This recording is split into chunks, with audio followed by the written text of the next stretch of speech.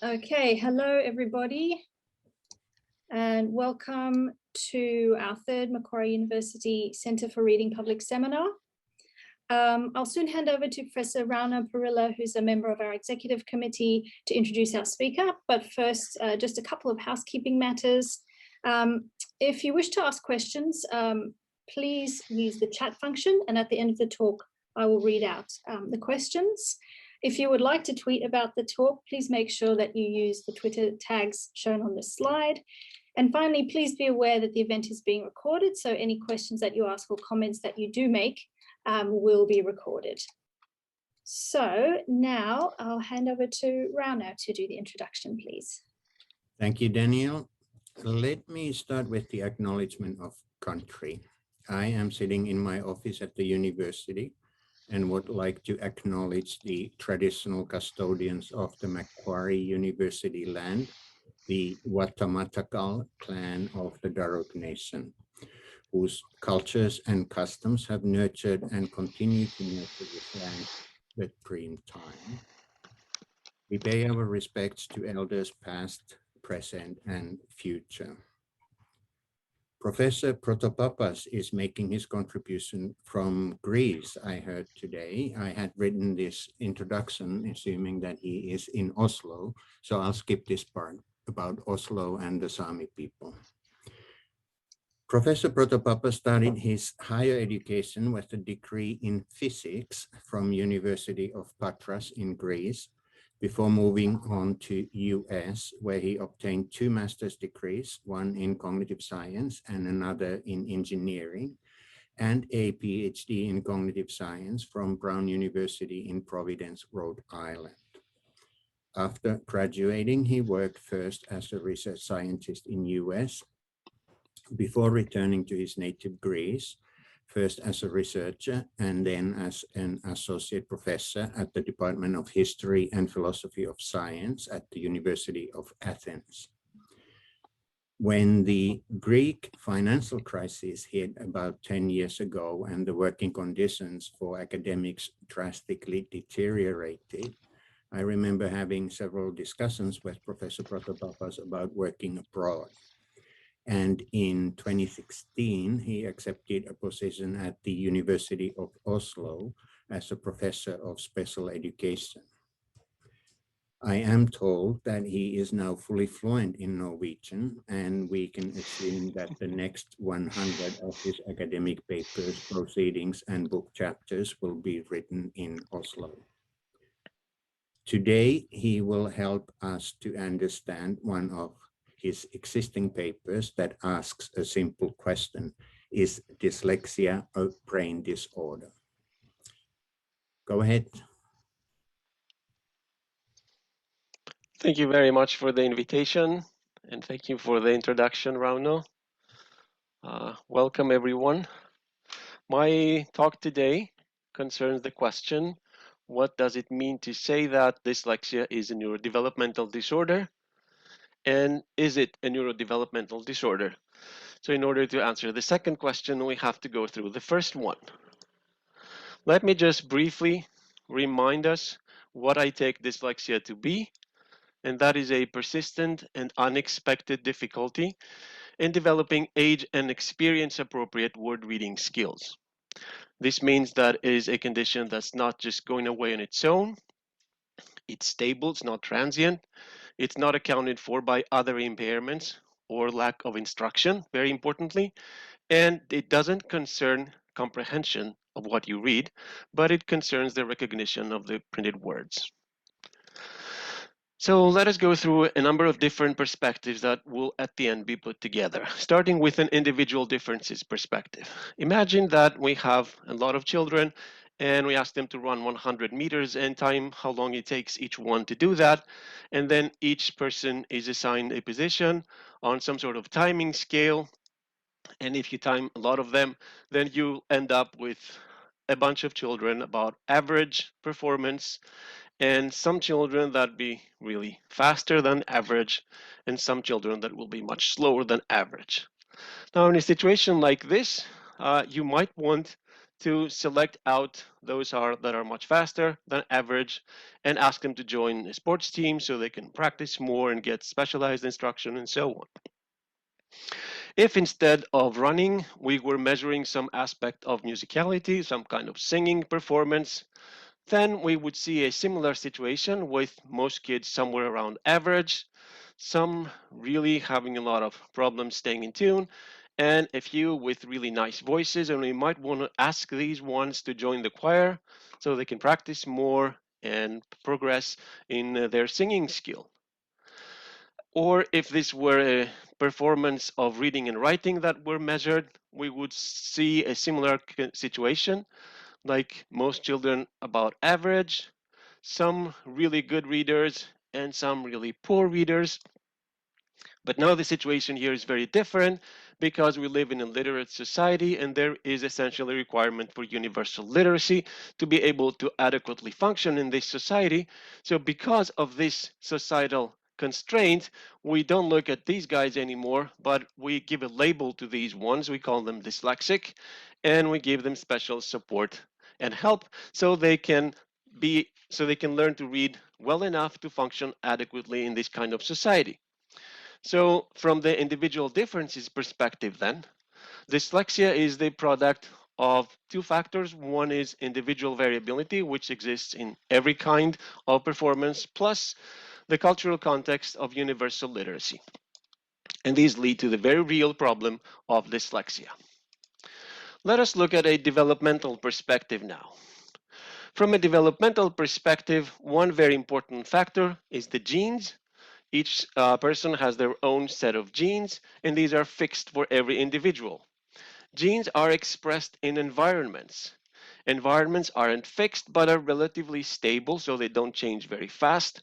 And when we say environment, we mean everything but the genes. So everything, including chemical and cellular environments, all the way up to social and educational environments. So as genes are expressed in environments, what happens is development. And here we focus on development of the nervous system and in particular in development of brains, because our topic is about the brains of people with dyslexia.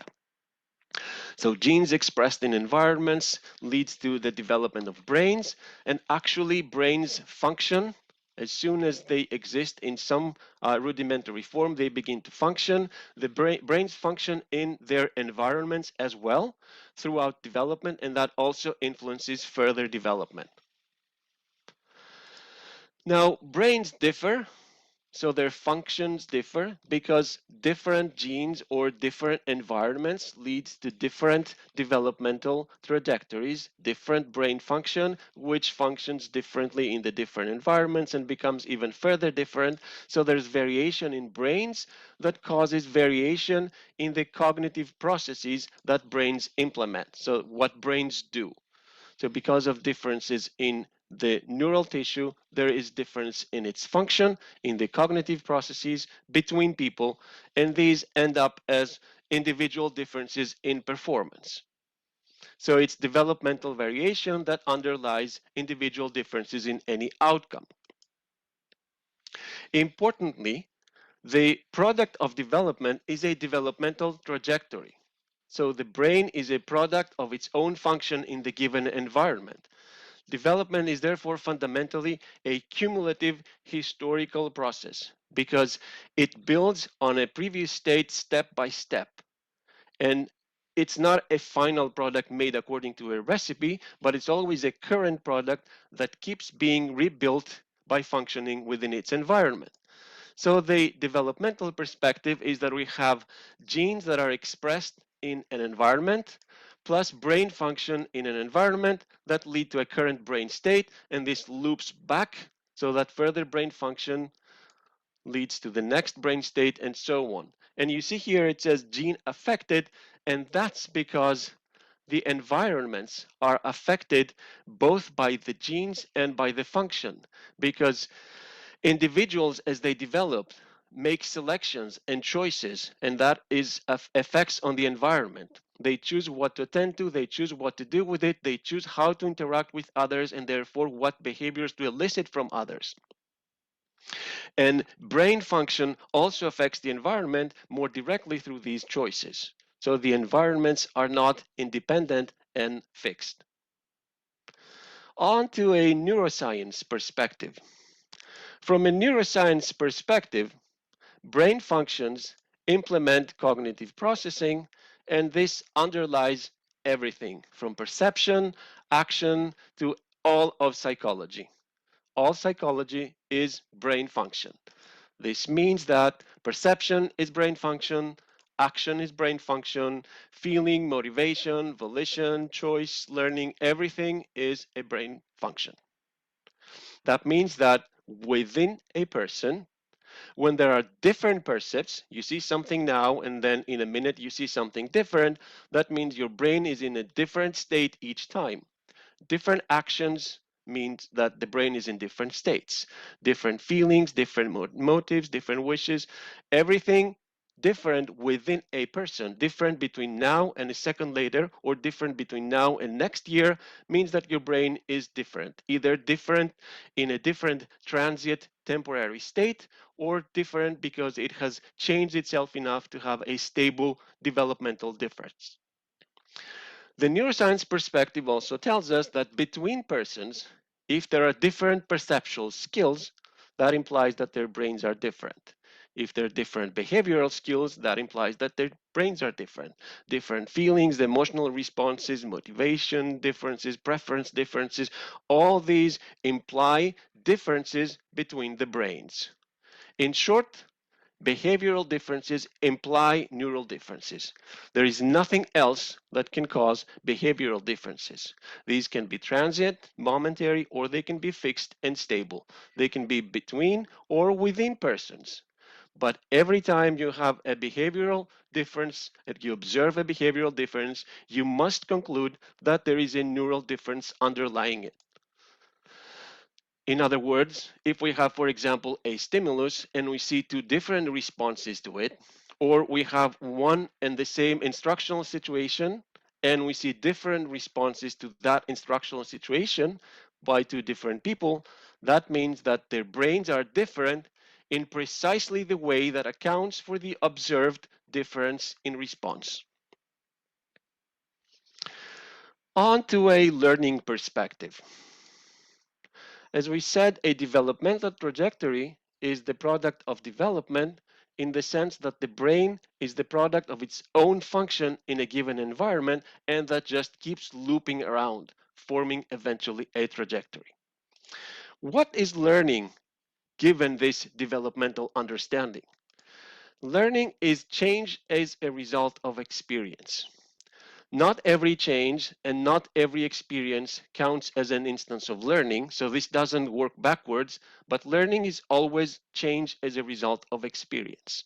One example of learning is when you're exposed to something and later can recognize or recall it, that we call memory, is one kind of learning. Another kind of learning is if you do something and next time you do it a little better, that's called procedural learning, that's another kind of learning. Or you may deal with 1, 2, 3, some individual things, and then this leads you to deal with other things in a similar or in a better way, so to generalize or transfer over to new things, that's another kind of learning. Skill building is another kind of learning. So there are different kinds of learning that fall under this definition. In the example of a stimulus, which is easier to draw, so if we are exposed to some kind of stimulus and then we process that, the processing itself causes the brain to change itself. It produces some tiny lasting change within the brain, so that the next time the same stimulus is encountered, the processing is more efficient. This is a kind of learning. And this is what we mean when we say that learning is change in brain function as a result of brain function. And one step ahead, learning ability is brain's malleability in response to its own function. This means that differences in learning ability are differences between brains in how much they can change in response to their own function. and there's an asterisk there because not every kind of change counts as relevant. More concretely, a good learner is someone with a brain that responds to its own processing by changing in such a way that makes this kind of processing, the same processing, more efficient. So next time you have to do the same thing, you do it just a tiny little bit better. And if you do it many and many times, it becomes a lot better.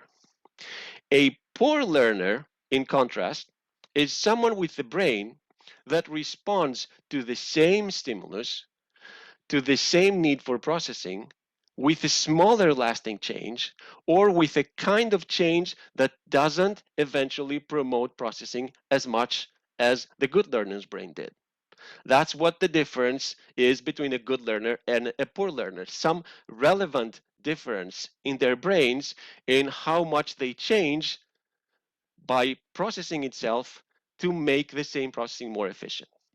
So if we put all these perspectives together, we can say some things about the brains of persons with dyslexia.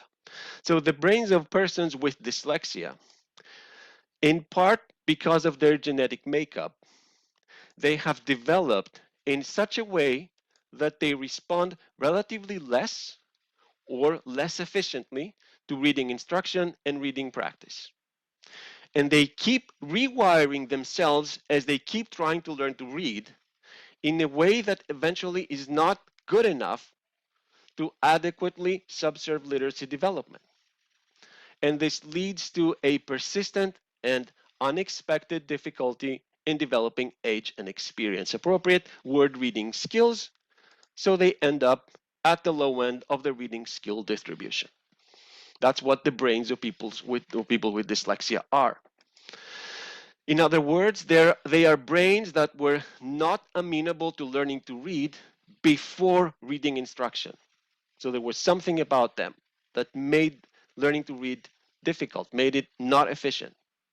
They are brains with a possibly long history of reading failure, of trying and not making it. They are brains of people with limited and possibly qualitatively different experience with practicing reading. Limited because they read slowly, so they read less, and they're also less motivated to read. And in the end, they are brains of people with difficulty reading and with poor reading skills.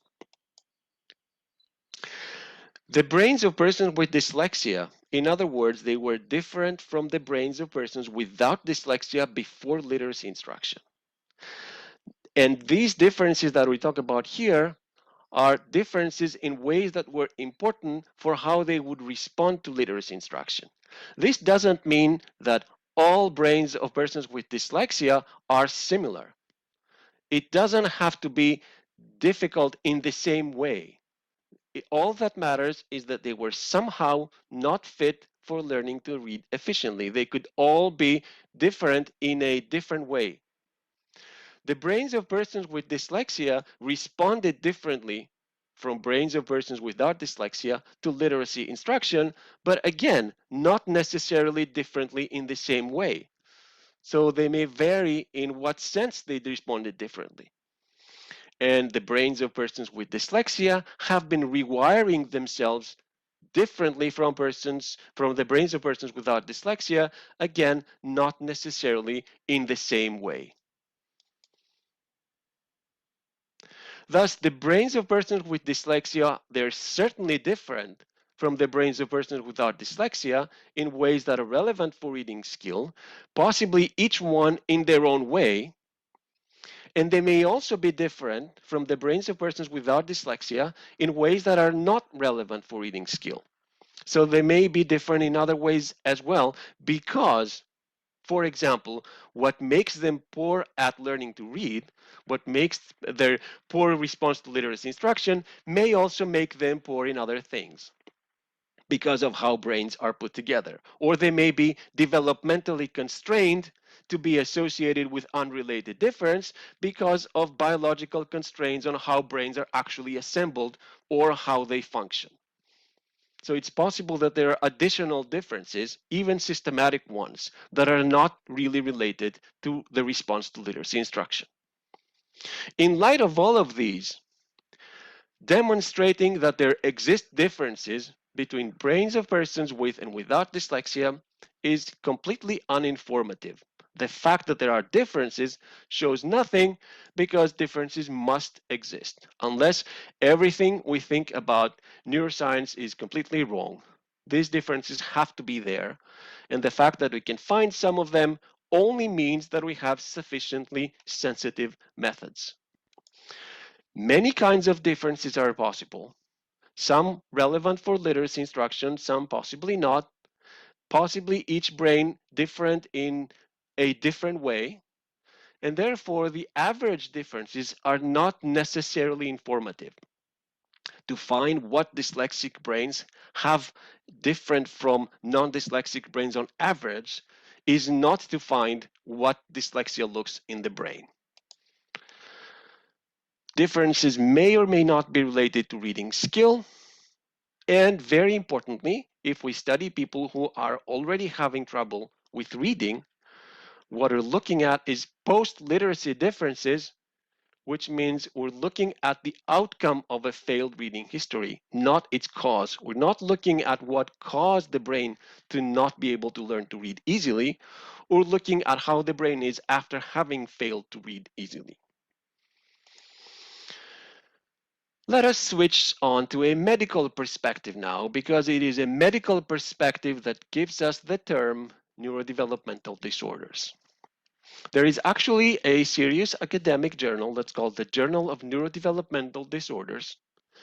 And I would like to take this opportunity to thank the editor-in-chief of this journal, whom I wrote to, Joe Piven, and he kindly agreed to talk to me and explain their perspective to me. This doesn't mean I completely understood it, so I will present my own version of it, but he was very helpful. Now, here I'm showing you the official documentation about this journal, where it's stated that the journal's primary focus is on the pathogenesis of neurodevelopmental disorders, and there's a list of such things, one of which is dyslexia. So this journal considers dyslexia to be part of their domain. What does pathogenesis really mean? Let us turn to a few medical dictionaries now.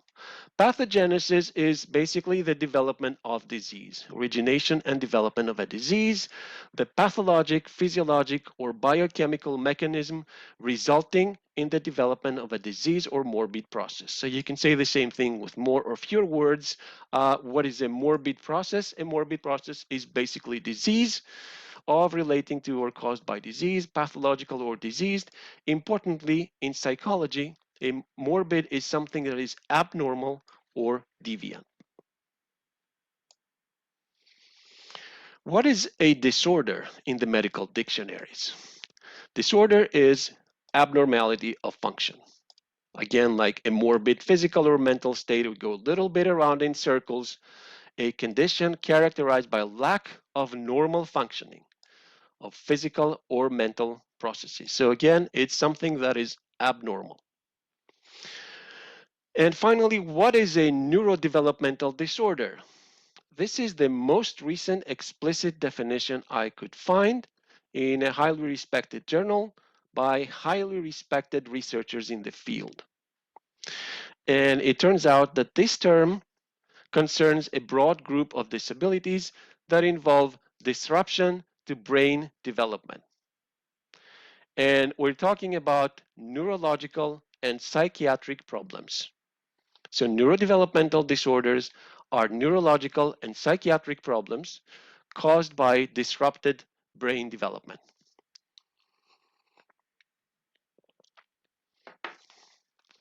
Schematically, this means that, like, to put all these difficult words on a diagram, it means that if there is a cause that's called etiology and a process of leading to a problem that's called pathogenesis, that results in a morbid condition.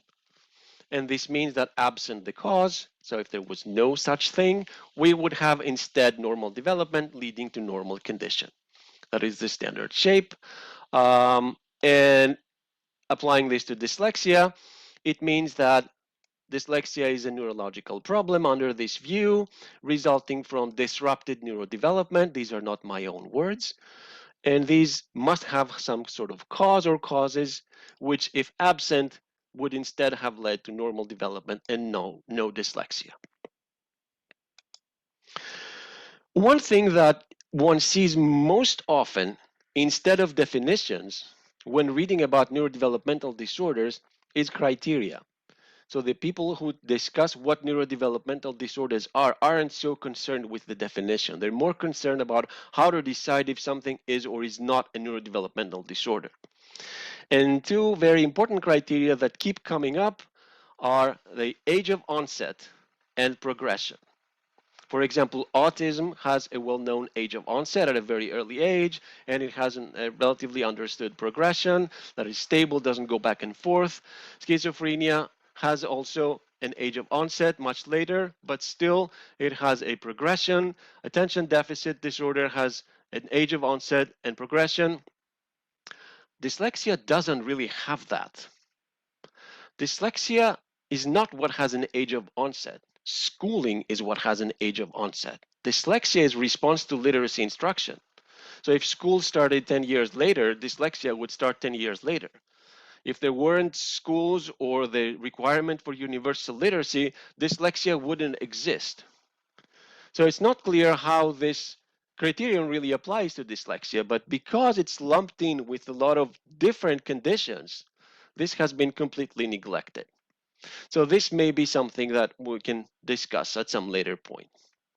Now, because we mentioned causality from etiology through pathogenesis to the morbid condition, let me point out that causality doesn't work backwards in what you can imply. So let me bring up the example of height. There are some specific conditions that can cause someone to be very, very tall or very, very short. But being very tall or being very short does not imply that for each individual person that is very tall or very short, there must be a specific condition that caused it. We know this is not true. Height is what we call multifactorial, and polygenic. And this means that there are many factors at different levels that act and interact in concert to produce the outcome. The contribution of each individual relevant factor may be too small to discern, and it may even be dependent on the existence of other factors. So something in itself may not cause you to become taller than otherwise, but in the context of other factors, it might actually do that. So the average effect of a factor is not necessarily what is of relevance for someone who's really tall or really short. Let's go back to dyslexia now.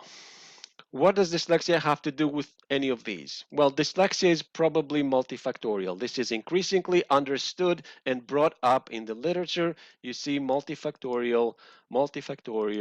This is not very difficult to find recent academic articles about dyslexia that have to do with multiple deficit, multifactorial. This is commonplace. What about genes? You've probably heard of candidate genes that are implicated in dyslexia. There is a bunch of them. The latest and by far the largest study of this, 33,000 people combining a lot of previous samples and some new ones, failed to replicate all of the previously known candidates. They came up with a new one, but if you need 30,000 people to see something, you can imagine how small its average effect it must be. So I repeat, by increasing the sample size very, very much so that you have a very high-powered study, and you should expect to see very strong effects of all the relevant candidates. Indeed, the effects of all the previously known genes disappeared. Genetic risk for dyslexia is therefore increasingly understood as being polygenic. This means that it is influenced by many, many different genes, each by a tiny amount and possibly only in some combinations that we don't know. Polygenic and multifactorial effects in the genetic influence of dyslexia is increasingly seen in recent studies of this topic. So this is where the research is going. What this means is that if you're going to look for the causes of dyslexia having to do with genes, you should expect to find lots and lots of tiny ones in a complex interplay, and they're not going to be specific to dyslexia, because each gene is involved in many different functions, is expressed in different tissues and in different situations, and they affect many different developmental trajectories and not just reading outcomes. So, if we want to demonstrate that dyslexia is a neurodevelopmental disorder on this background, what do we need? What we need is, first, some identification of causes. Probably there are going to be a lot. We need evidence for disrupted neurodevelopment. And we need to describe what the morbid condition is, what the abnormality concerns. Now, here's the trick. Because we're talking about disrupted neurodevelopment, all of these things, etiology, pathogenesis, and abnormality, all these refer to the brain. They refer to the brain system. We're not interested in anything identified on the behavioral level. We know that's there. We know there's poor reading skill. That's not what we're looking at. What we need is not the brain correlates of poor reading skill. We need evidence for disrupted development of the nervous system and a description of how the nervous system itself is abnormal. That's according to the medical definitions for these terms. So, direct evidence for some aspect or process of neural development being outside the normal range, and direct evidence for the nervous system, some aspect of its anatomy or physiology, being outside the normal range. Nothing less than these can establish neurodevelopmental disorder according to the definitions. Are there any relevant studies of this sort? There are some from the 70s and 80s. Unfortunately, they're not very informative, and the problem is not that they're old. These are relevant because people actually took some brains, sliced them up, and looked at them under a microscope, which is extremely relevant. The problem is that the samples were too small. We're talking about 3 and 4 people. And the most important problem is that these weren't really what we would today call developmental dyslexia. There was evidence for neurological and psychiatric conditions that should have excluded most of them from a study like that, because these conditions would better account for any brain findings. These studies did not replicate each other. They had different findings. And although no one ever took brains to slice them up and see what dyslexic brains look like in the microscope, again, as far as I know, there were some findings that could be checked subsequently by neuroimaging, and they have not been replicated.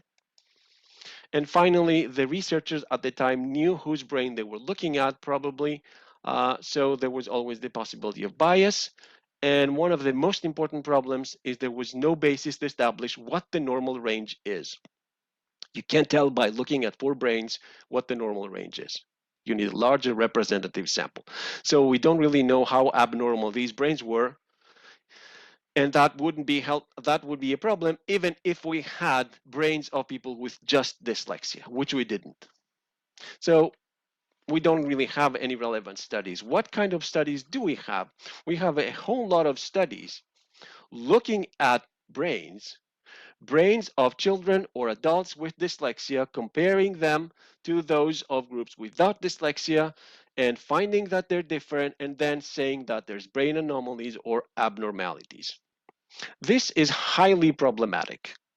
It's highly problematic because of the causal issue, because of the overlap, because of what normal range is, and because of lack of knowledge of typicality. We're going to go over each of these now and explain what I mean and why these are problems. What about causality? If you compare brains of people who are good readers with brains of people who aren't good readers, the differences are sort of a depiction of the average poorly reading brain. It's not a depiction of a brain that cannot learn to read. These are two very different things. So in most studies are studies of brains with a history of difficulty learning to read, and they are brains with low reading skills. We are essentially studying the outcome of the developmental process. We're not studying the cause or the original or an earlier point along the developmental trajectory that leads to the poor reading outcome. We know that brains of people with and without dyslexia must be different. This is like not even relevant to state that they are. What we're seeing, which could be informative, is we're looking at the neural correlates of reading failure.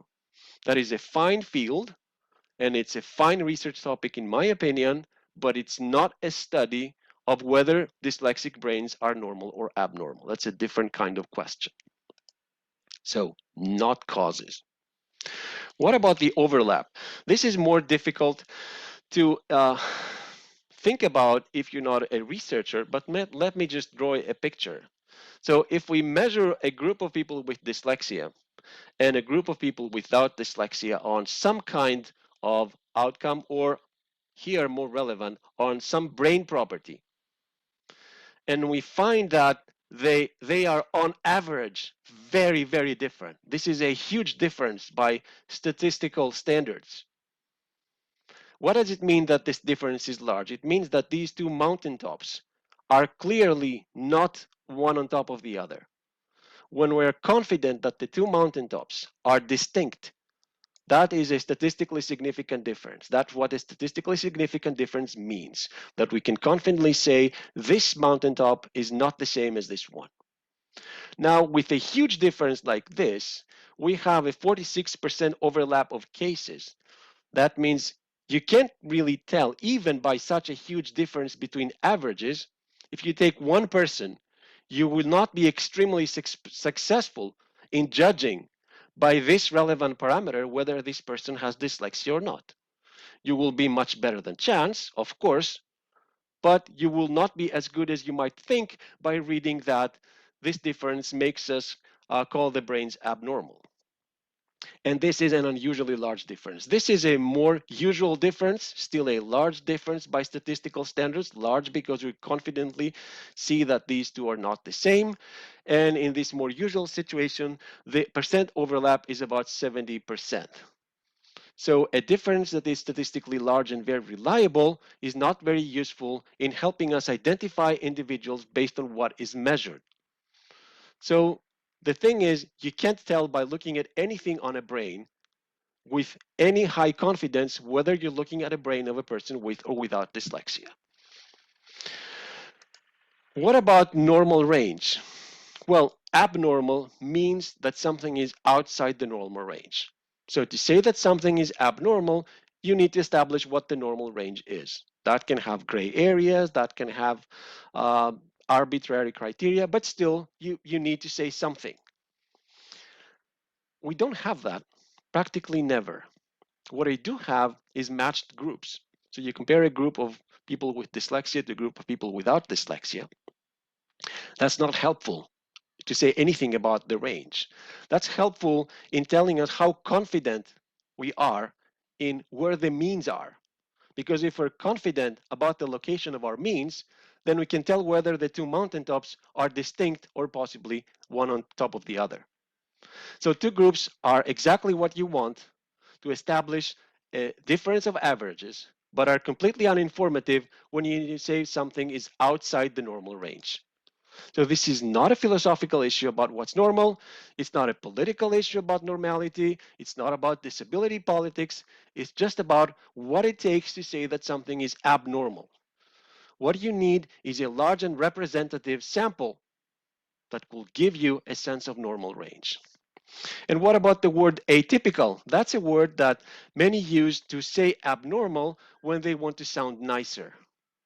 Atypical still means that, you know, it's the usual thing, the common thing, or having the nature of a type or the essential characteristics conforming to a type. Importantly, atypical, you see, is abnormal, aberrant, anomalous, irregular, non-representative. So we are in the same ballpark. And because people often use this word to also mean unusual, let me just illustrate that. So here is the average response of 13 brains of adults to written words presented on a screen. And this is actually a very much the expected finding. On this slice, in these regions of the brain, this is what you'd expect to see if you expose people to words. So there's nothing worrisome there. Now, let us look at the 13 individual brains, the activations of those brains that, when averaged, leads to that. Here they are. These are not selected in any way. They're just the 13 first people who showed up for our study. I just made that slide and just never felt the need to try more because things are already obvious here, because who is typical and who is untypical. The only thing that you see in research reports is this one. And research reports generally agree with some version of this. You never see these things. Although every researcher has their own set, researchers don't look at those. It's not that anybody hides them. It's that people don't even look at them because they're not thought relevant. But if you don't look at those, then you have no clue what is typical or atypical. You have no clue if such a thing as typical exists. So you can't say if anything is atypical or abnormal. There are some studies, increasingly more studies, that are indeed looking prospectively. So trying to look at brains before they start learning to read. And also display individual data points. So it's not like I'm bringing a revolution here. I'm not saying something that is unknown in the field. This is well understood. It's just most people haven't done it. Increasingly, studies do it, and when studies do it, then we talk about associations or markers. That's a different kind of terminology. And then you also have the opportunity to see how scattered these are. So to just bring home this point, differences do not establish abnormality. Let's have some examples to just make sure this is well understood. One very well-known difference is that men differ from women in average height. Based on that average difference, would you say that men are abnormal? Or would you say that women are abnormal? That sounds like a silly question, but if you go to the neuroimaging literature, that's what you see. An average difference between brain activations and then calling one set abnormal. Chess players, their brains must differ from the brains of non-chess players in brain structure and function. That is necessary to account for the fact that these guys can play chess and the other can't. Are chess players' brains abnormal? There are kids who are very good at dancing or learning to dance or in sports, and then there are kids who aren't. Do you want to call the brains of these guys abnormal or neurodevelopmentally disrupted? Do you want to call these kids neurodevelopmentally disordered? That's my question to you. So if someone says the brains of children with dyslexia differ on average in various measures of brain structure and function from the brains of children without dyslexia, the answer is of course they do. They have to. How else could we account for the fact that this group of children reads easily and well and that group of children doesn't? If they say, but the differences are statistically significant, the answer is this concerns averages. It implies nothing about individuals. It doesn't tell us that any individual brain measures lie outside the normal range because it doesn't tell us what the normal range is. And if someone retorts, but it's brain states prior to literacy instruction that led to the poor reading. Yes, of course, but this doesn't mean that there was any malfunction. It just means differences because brains aren't made for reading. So wait, what? Brains aren't made for reading. As far as we know, reading was not a factor when human brains evolved. Written language was invented relatively recently in human history, alphabetic systems especially so, and learning to read involves major cognitive breakthroughs for children. It is a challenging task, it takes a long time, and some children don't really make it. Now, of course, written language was invented in such a way that it was possible for our nervous system to accomplish. It was probably tuned to be feasible with our existing brains that were evolved for other purposes, but still, written language is a cultural artifact. And what this means is that if someone cannot do it, there's no reason to invoke a brain fault.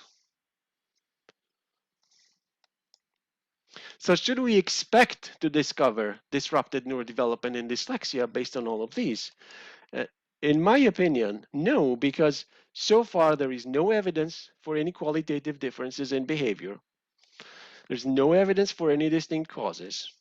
There is no reason to expect that every normal brain should respond optimally to cultural innovations, such as music, sports, or literacy. There is no evidence of frank malfunction in other domains. What does this mean? It means that even though there is evidence for comorbidity, so if you are not good at learning to read, there is a higher probability than otherwise that you might not be very good at learning math or at having attention difficulties. That is true.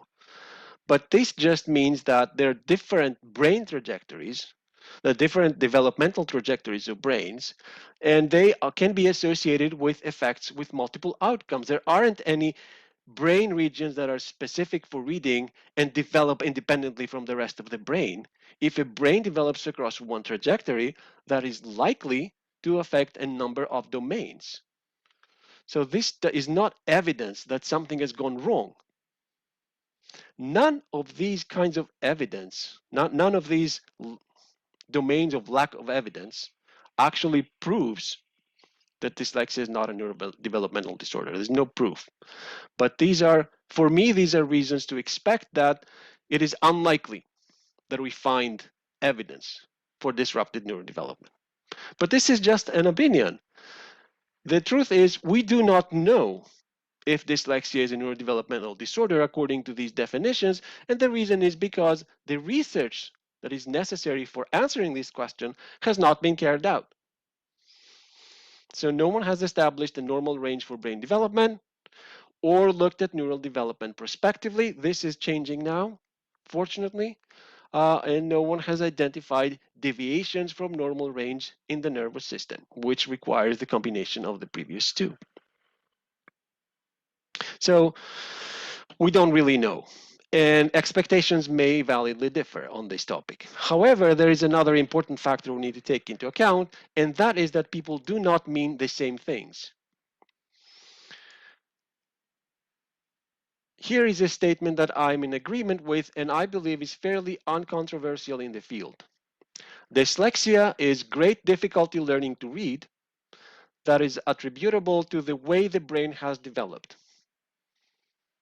Now, if you take some parts of this statement and look at them more carefully, look at great difficulty, we're talking about a difference from a behavioral norm that has functional consequences.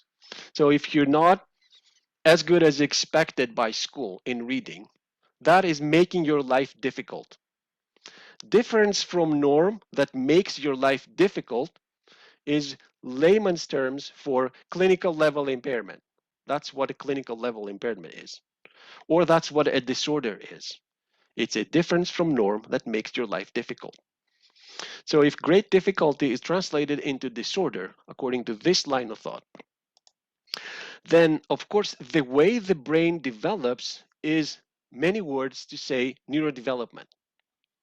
So if you look at these two parts of that statement independently, then you can put these two together and say that dyslexia is a neurodevelopmental disorder. And it seems to me that this is what many people actually have in mind. And that includes psychiatrists.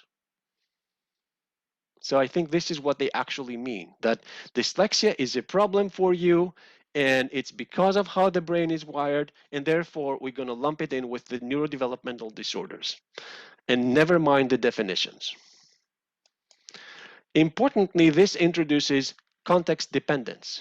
What does it mean to be context dependent? It means that culture plays a role in determining whether there is a disorder or not. It's cultural demands. It's now important to be able to read. So if you can't read, that's a problem, that's a disorder. If it's because of how your brain is, it's a neurodevelopmental disorder. 200 years ago, that wouldn't be a problem. So the exact same brain would not have a neurodevelopmental disorder. It's because we want everyone to be reading. If we wanted everyone to be singing well for some cultural reason, then a set of brains would be called neurodevelopmentally disordered now, instead of those that are called because of their reading problem. And there's also the very interesting issue that if you are brought up in Australia versus being brought up in China or Japan, might actually make a difference in whether you have a neurodevelopmental disorder or not, because it seems to be possible, though it's probably rare. There's extremely few studies of this, but it seems to be possible to have dyslexia in one language, but not in another. Now, please don't exaggerate. This is not a common thing, but if it's possible, it means that the same brain may lead to a diagnosis of neurodevelopmental disorder in one country and not another one using the exact same criteria today. So this is something to keep in mind. Thus, when some people say neurodevelopmental disorder, they don't really mean a disorder of neurodevelopment, which is what you might think if you look at the definition. What they mean is that there's a disorder that is attributable to neurodevelopment, which is a very different thing.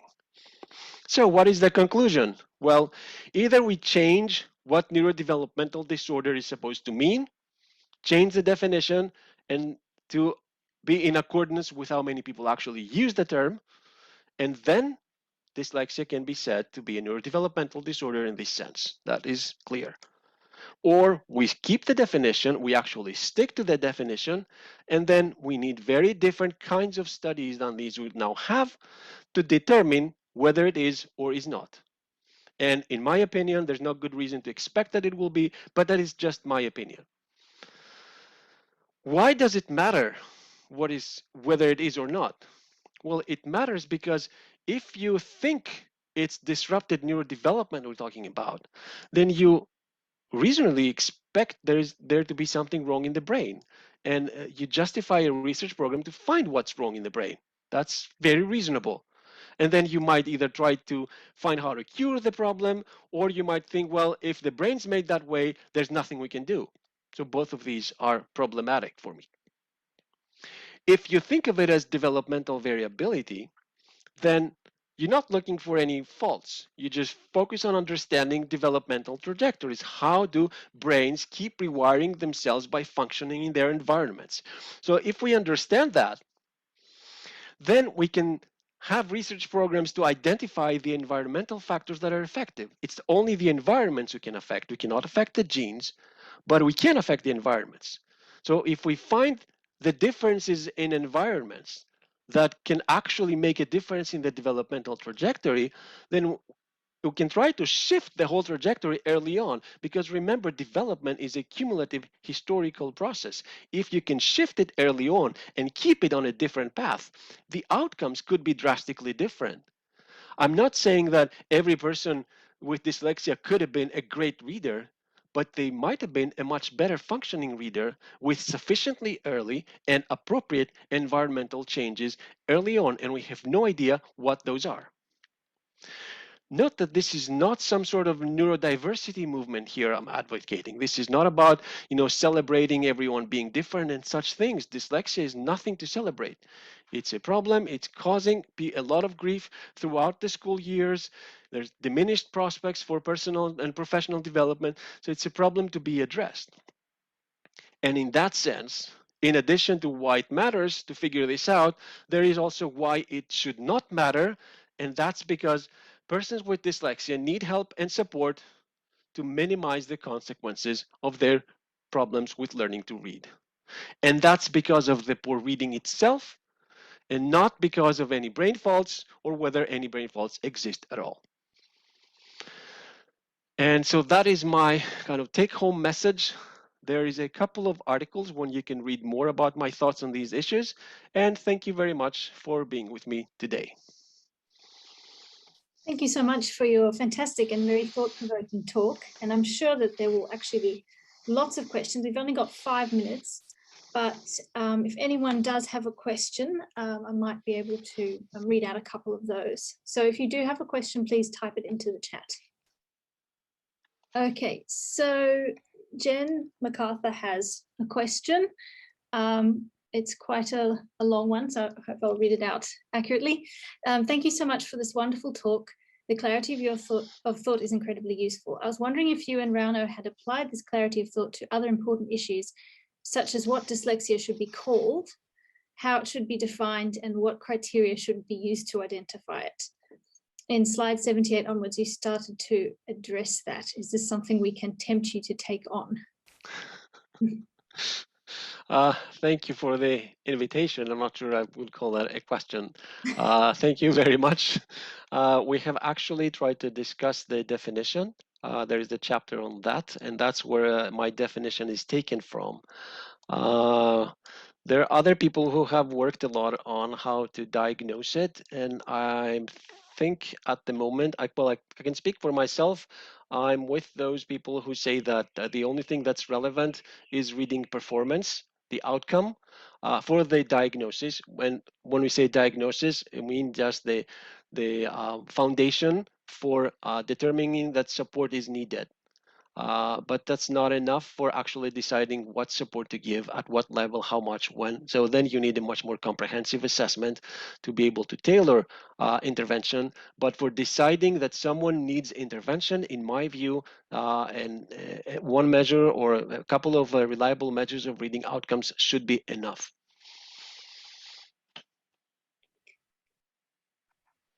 So yeah, that's a very big question or statement. And yes, I think the difficult issue is even if you agree on what it should be called and how it should be defined, then you have to have good measurements. I'm not sure the name is necessarily a very constructive discussion. I know reasonable people have good grounds to argue that we shouldn't call it dyslexia, and there are other reasonable people that say, you know, we need to have a name for it so that we can provide that label for those who need support. There are good arguments on both sides, and I'm not sure that this is the best place to spend our efforts on. I don't think that it's wrong to call people with trouble learning to read that, to say that they have dyslexia, if that helps them go through the system and get the support they need. So for me, that is a secondary issue. What is important to me is that within the field, that we agree that it doesn't mean that they're all the same, that there are many different ways in which the brains can develop so that they do not respond well to literacy instruction. And as long as we agree that that's the case, and they all get the label dyslexic, and they can be fully assessed and get the support they need, that should be okay with me. Which means that all the titles of research about what dyslexics are like, if dyslexics have X or dyslexics don't have X, those are bad titles for me. Okay, thank you. Well, does anybody have any other questions?